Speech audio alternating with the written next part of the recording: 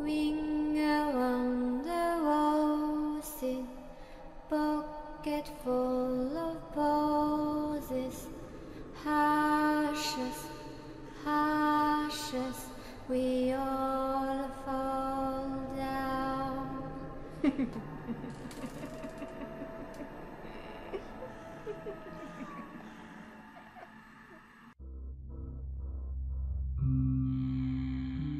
Je ne pensais vraiment, mais vraiment pas en arriver là. Ça fait des jours que j'essaie de tous les côtoyer, essayer de discuter, passer du temps avec eux.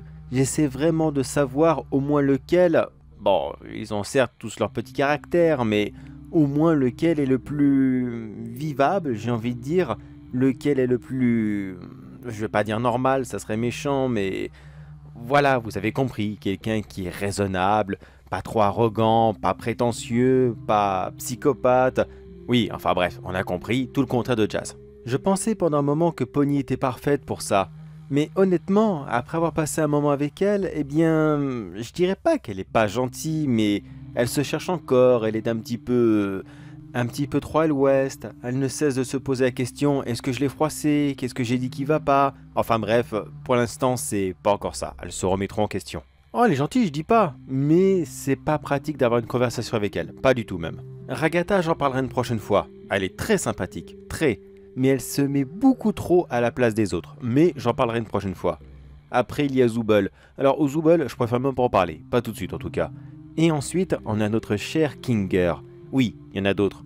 Mais Kinger, lui, est spécial, car il n'a aucune arrogance, aucune méchanceté, il est simple, mais tellement simple que c'est justement agréable de se poser avec lui et de discuter. Bon, c'est vrai qu'il oublie beaucoup de conversations et qu'il faut souvent répéter avec lui, c'est vrai, mais bon, ça va, c'est pas méchant, il y a pire. En fait, pendant un long moment, je pensais même que Kinger n'avait que deux personnalités. Alors je m'explique. La première, c'est quand il est en pleine journée, avec tout le monde.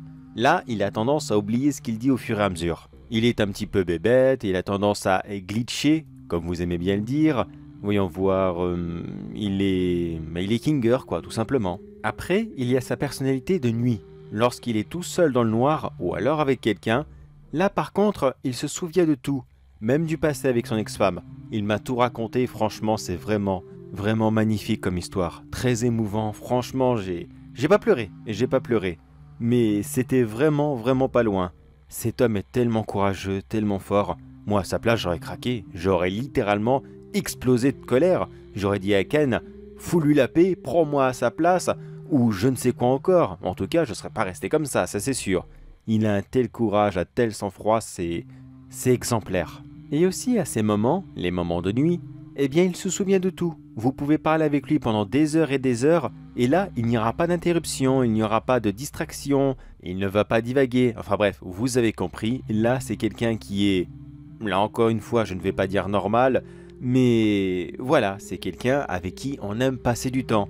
C'est horrible comment je ne les appelle pas gens normaux, parce que ici, rien n'est normal, rien du tout, donc où est la normalité? Je crois qu'elle est perdue depuis bien longtemps. Mais, comme je vous l'ai dit, je pensais que Kinger n'avait que deux personnalités. Mais en fait, il en a une troisième. Celle-ci, on ne peut la découvrir qu'après avoir passé un très long moment avec lui, ce que les autres ne font jamais. Alors, je vous rassure, non, ce n'est pas un tueur en série, un psychopathe ou je ne sais quoi encore. Il a des défauts, que je parlerai juste après. Ces défauts-là, eux, ils sont réservés à un certain lapin violet. Oui, j'ai vraiment une dent contre lui. Cet enfoiré m'a abandonné dans le dernier jeu. Sérieusement? On était parti dans le désert, et puis il m'a laissé, comme ça, en mode « Vas-y, débrouille-toi, ça va être rigolo ». C'est Ken qui est venu me chercher 2 jours plus tard. Alors croyez-moi que 2 jours, c'est long, très long. Mais en plus, quand c'est Ken qui vient vous chercher, alors que celui-ci vous avez oublié depuis plus de 2 jours, oui, il m'avait oublié, il savait même plus que j'étais là. Et après, quand il est venu me chercher, il m'a fait la morale. « Oh là là, mais il faut faire attention, faut toujours rester ensemble. » Oui, je sais, je limite très mal. Mais honnêtement, c'est vraiment pas rigolo de se faire engueuler par son boss. Pas du tout même. Mais bref, tout ce que je vais vous dire ne les concerne pas. Ça concerne Kinger. Et justement, tiens, reparlons-en de cette aventure, car c'est là que ça m'a mis la puce à l'oreille. Quand Ken organise une petite aventure, en général, tout le monde doit y participer. Et si malheureusement vous ne participez pas, eh bien Ken va vous laisser ici, dans un premier temps, et après il va venir vous voir, il va vous parler, il va vous prendre la grappe pendant des heures, vous faire culpabiliser, vous ressortir tous les vices que vous avez. Enfin bref, c'est pire que la plus grosse punition qui existe. Ah bah c'est de la torture psychologique, hein, rien de plus. Ça c'est sûr et certain, ils puisent sur le moral des autres pour essayer de les rabaisser et leur dire « T'as vu, t'as pas participé, hein? Pauvre nul, va, pauvre nul, la prochaine fois tu y vas, ou sinon t'es mal. » Mais sans jamais faire la moindre menace directe, il les fait comprendre avec des sous-entendus, et ça c'est encore pire. Mais pourtant, il y a une personne qui échappe à ça, une seule, Kinger. Je l'avais déjà remarqué 2 ou 3 fois que Kinger pouvait simplement dire « Désolé, mais je ne participe pas ». Dans un premier temps, je me suis dit « Bon, bah il s'est fait remonter les bretelles, tout simplement, comme tout le monde. Alors, bon, c'est pas grave. Au pire, il a la punition, il l'accepte, tant mieux pour lui s'il la tolère, et puis voilà, on passe à autre chose. » Mais il m'a justement avoué que Ken ne le punissait jamais lorsqu'il refusait. C'était à chaque fois le même schéma. Il disait simplement « Désolé, je fais autre chose ». Et c'est tout.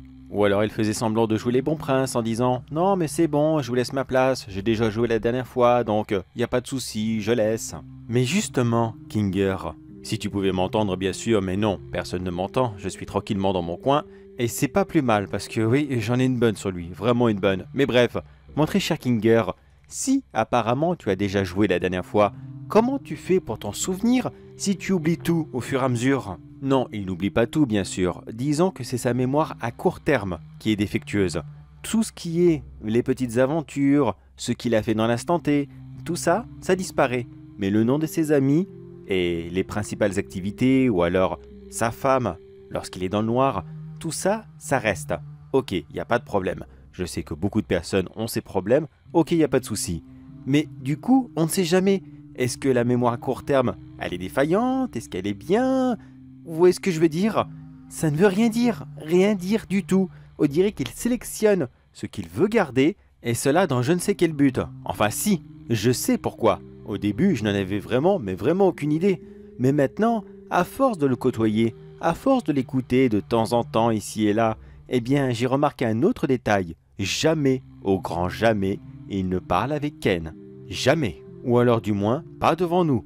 S'il doit parler avec lui devant nous, ça sera un rapide échange du genre « Qu'est-ce qu'on doit faire? Ça, ok. » Alors, je résume. Il a le droit de choisir quelle aventure il peut faire ou ne pas faire. Il ne parle pas à Ken et apparemment, il a le droit de se mettre où il veut pour réfléchir, pour être au calme, alors que tous les autres doivent passer des examens de psychologie, se faire embêter dans leur chambre, ou j'en passe par les conneries de Ken. Apparemment, lui, il a un petit privilège et visiblement, tout le monde s'en fout. Ils n'ont rien remarqué. Soit ils le font exprès, ou soit ils sont complètement cons. En fait, ils le font un peu exprès. Je ne les traite pas de cons, bien sûr. Ils sont assez sympathiques, donc ça serait méchant de dire ça. Mais ça se voit vraiment que Kinger joue les imbéciles et qu'ils sont tous en mode « Non, mais c'est bon, c'est juste un espèce de taré, il n'y a pas de problème, il n'est pas méchant, vous connaissez l'expression, heureux les simples d'esprit. » Eh bien moi, je peux vous le dire avec certitude que Kinger le fait complètement exprès. Peut-être qu'il a des trous de mémoire, peut-être qu'il a ses problèmes, mais il est très loin de l'abruti que tout le monde veut bien décrire. Il me fallait un dernier petit indice, une dernière petite chose qui pouvait me faire comprendre qu'est-ce qu'il est réellement. Et c'est Ragatha qui m'a apporté la réponse. Apparemment, d'après elle, dans le jeu de tir qu'ils ont fait avant que j'arrive, eh bien il semblerait qu'il lui ait donné une vie. Oui, une simple vie, comme ça, en faisant apparaître un papillon. Et lorsqu'elle lui a demandé comment il l'avait fait, il l'a tout simplement inventé. J'avais pratiquement compris ce qu'il était. Mais avant toute chose, il me fallait des aveux de sa part. Alors j'ai passé du temps, et beaucoup de temps avec lui. Il ne m'a jamais rien dit par rapport à ça. Il m'a parlé de sa femme, je ne sais combien de fois, de la vie qu'il avait avec elle juste avant. Et ça aussi d'ailleurs c'est bizarre. Il se souvient beaucoup mieux de sa vie passée que tous les autres présents dans le cirque. Au bout d'un moment, c'est plus que flagrant. Mais un soir, alors qu'il pensait être seul, je l'ai suivi discrètement. Il est simplement parti sur l'estrade et il a rejoint Ken. C'était bien la première fois que je les voyais ensemble ces deux-là. Et par je ne sais quel miracle, j'ai réussi à ne pas me faire repérer et j'ai vaguement entendu la conversation. Enfin du moins, j'ai entendu l'essentiel. Apparemment, ils se disputaient sur le bon développement du jeu. Celui-ci n'avançait pas dans la ligne qui était prévue et visiblement Kane s'amusait beaucoup trop avec des choses qui n'auraient pas dû être là à la base. Les deux n'ont cessé de se disputer en se balançant des vacheries à la gueule, en disant que non, c'est toi qui fais mal ton travail, tu devrais mieux les surveiller, si tu es là c'est pour être sûr qu'ils ne font pas de conneries, qu'ils ne trouvent pas la sortie. Enfin bref, vous avez compris, visiblement, Kinger est un développeur. Eh oui, Ken n'est pas le seul responsable de ce cirque. Visiblement Kinger est là pour nous surveiller. Et quoi d'autre, ça, je ne le sais pas. Il s'accorde quelques libertés ici et là, et c'est pour ça qu'il est le doyen. Lui, il ne peut pas perdre la tête. Lui, il sait quand ça va finir, et comment surtout. Est-ce que tout ça va s'effondrer? Est-ce qu'il va mettre fin de par lui-même? Est-ce qu'il doit attendre que Ken ait terminé son jeu pour faire je ne sais quelle diablerie avec? Pour l'instant, je n'en ai aucune idée. Ces deux-là étaient tellement énervés, et surtout, ils ne parlaient pas de banalité. Ils ne faisaient que s'échanger des vacheries, comme je vous l'ai dit, et à mon avis, ils ne vont plus se reparler avant un très long moment. Je suis vite retourné à mes quartiers avant qu'ils ne finissent leur petite dispute. Ken ne m'a pas remarqué, mais Kinger, lui par contre, je pense qu'il a des doutes, car le lendemain, il m'a regardé fixement et m'a dit « Tu sais, des fois il y a des secrets qu'il ne vaut mieux pas dire, alors je ne sais pas exactement d'où tu viens, ni ce que tu as pu entendre avant d'arriver ici, mais sache que tu ferais mieux de te taire sur certains détails, ça pourrait te faire beaucoup de tort dans le cirque. » J'ai acquiescé d'un petit hochement de la tête pour lui dire « Oui, c'est bon, je sais, t'inquiète. » Bien sûr, tous les autres se sont moqués de lui. Kinger qui menace quelqu'un ou qui parle un peu violemment envers lui, qu'est-ce que ça pourrait dire? Pour tout le monde, ce n'est qu'un débile. Un débile qui parle à un autre débile. Oui, c'est comme ça qu'il me voit maintenant. Le gars un peu parano mais très gentil à qui on peut parler et qui de toute façon ne révélera jamais rien. Oui, c'est vrai, d'une certaine façon, je ne révèle pas leurs secrets. J'écris tout comme cela sur des notes. Alors de toute façon, si personne ne vient jamais ici, jamais personne ne le saura. Mais bref, maintenant, qu'est-ce que j'en pense de Kinger? Eh bien au début, je croyais qu'il était très sympathique, juste perdu, avec quelques troubles de la mémoire. Mais non, en fait, c'est un tricheur, manipulateur, calculateur, enfin bref. Il est sûrement pire que Ken, car au moins Ken, certes, c'est pas beau ce qu'il fait, c'est pas beau du tout, car il nous séquestre ici. On sait qu'il y a une sortie. Enfin du moins, moi et Pony, on sait qu'il y a une sortie. Les autres, je sais pas, je crois qu'ils n'y croient plus depuis le temps. Et justement, Ken fait tout pour qu'on n'y pense pas, pour qu'on reste bloqué ici et qu'on fasse mumuse avec ses petits jeux. Mais au moins, il est honnête, voilà.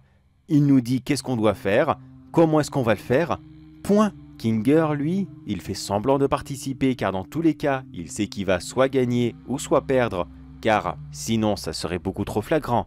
Forcément, le modérateur qui gagne à chaque fois, au bout d'un moment les autres joueurs ont un doute. Mais il reste là tranquillement, avec nous, il nous regarde droit dans les yeux et il nous ment.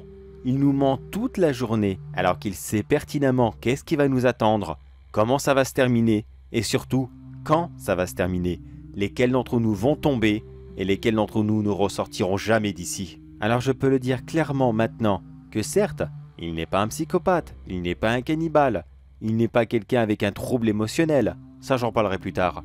Et toute autre chose, non, lui, il sait exactement ce qu'il fait et il nous regarde comme des simples petits pions, alors que lui, le grand roi, eh bien il s'amuse avec nous. Il nous sacrifie les uns après les autres après qu'on est tombé dans la folie, et quand il aura fini de faire mumuse, eh bien, peut-être qu'il fera jouer sa reine, cette fameuse reine qui est apparemment tombée dans la folie, alors que pourtant, aucun d'entre nous ne l'a jamais vue. Ou qui sait, peut-être qu'il se débarrassera un jour de Ken et de Bubble pour diriger en maître et en solitaire ce petit royaume, enfin ce petit cirque. Alors comme le disait cette vieille expression, le roi est mort, vive le roi.